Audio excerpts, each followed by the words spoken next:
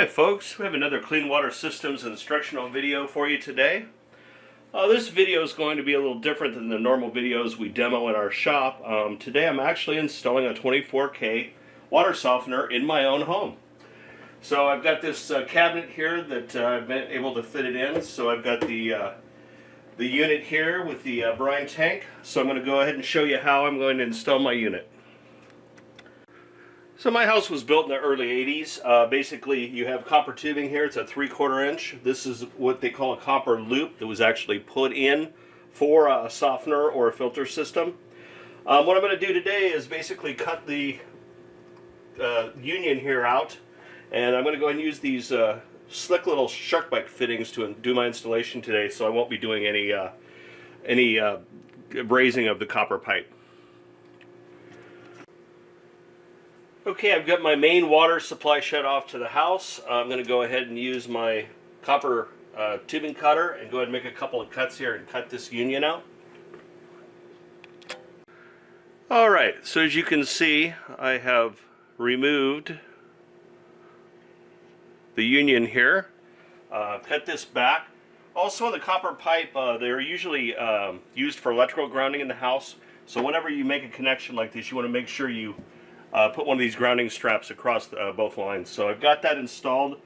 Used a little emery cloth to clean up the tubing here where the fitting is going to slide on. And then I went ahead and went in here with a tape measure and a Sharpie and made myself a little mark. This 3/4 inch tubing, well, the Sharkbites require 1 inch and 1/8 depth. So if you put a little mark on there when you place your fitting on, you know your fitting's totally secured. So I've gone ahead and pre-assembled my 1 inch adapter here, my drop tube down to my little 90 Sharkbite fitting here. So now I'm going to go ahead and simply press these on. And I can see that I'm covering my mark. And that one as well. Okay, so pretty happy with that. Zoom out here a little bit, and that's what the final product looks like before I hook the tank up. Again, this is pretty simple for most handy homeowners to do, so it's not a big project at all. Now that we have our plumbing connected and ready for our system, we're going to go ahead and put the resin media into the tank. So first thing we'll do is spin our little D-tube, make sure we're in that little divot at the bottom. We'll go ahead and put our funnel in here, covering the D-tube with the centerpiece. And now we're going to go ahead and put in our resin beads. And again, we ship the right amount of resin for the size tank, so this is a smaller system. It does not require any gravel in the bottom. So now we'll just go ahead and try to hit the funnel, of course. Alright, we have all of our media installed into the tank. We have filled the tank pretty much full with water. Our D-tube is good and seated in there. It's level with the top of the tank. We take our control valve. We've lubed both the D-ring O-ring, the D-tube O-ring, and the O-ring that seals to the tank. And we're going to go ahead and install our head now. Now again, you want to remember these guys are plastic. You don't want to use big wrenches on here. Hand tight is good only. We've got our control head on. We're going to go ahead and install our bypass valve now. Again, the O-rings seat on these. You want to make sure you lube them. And hand tight again on these. And then we'll go ahead and spin this around in place and hook it up to our connections. Okay, so I've gone ahead, connected up our vent line here. We've powered up the unit. We've got our brine line connected. I've gone ahead and brought the water back up. Leak checked back here. All my fittings up to the bypass valve, and everything looks pretty good. We're nice and dry, so I don't see any leaks. So we're going to go ahead and bring water up into the unit now. So the first thing we're going to do is go ahead, I'm going to use my app here on my phone, but we're going to go ahead and go into the regen process.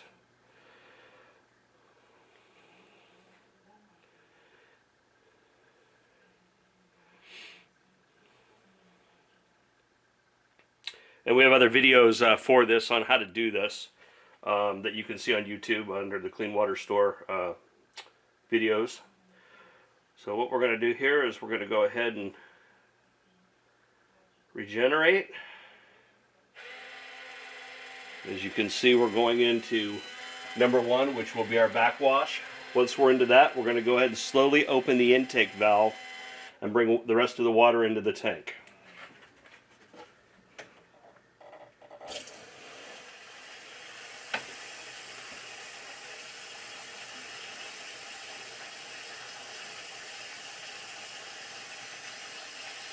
And this will be the time you want to check for leaks around your tank as well. Hey folks, just had a little setback here, and you know I always tell people make sure you read everything thoroughly before you start. In case you may or may not have noticed, I forgot to place the top screen in the bottom of the valve to protect the valve. Realized it when I was starting my regeneration process. So I'm going to go ahead and install this and get back to where we were.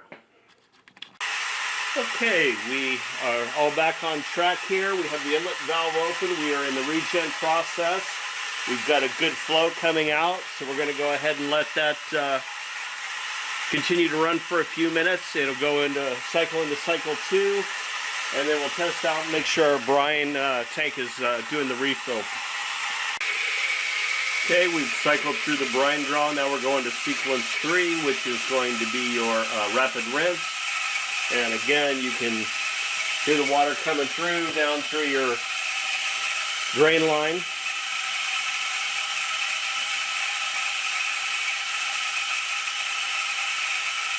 And we're going to go ahead and advance it to step number 4, which is the brine refill.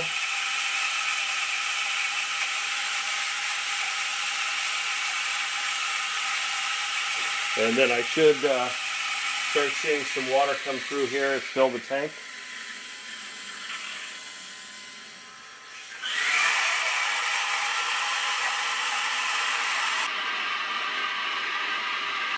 Okay, so our brine refill did in fact work. We have the water level in there we expected. So I'm going to go ahead and put a spare backup battery in here, go to the store and grab some salt, and bring my system up online, and that's all there is to it. Okay, have a great day.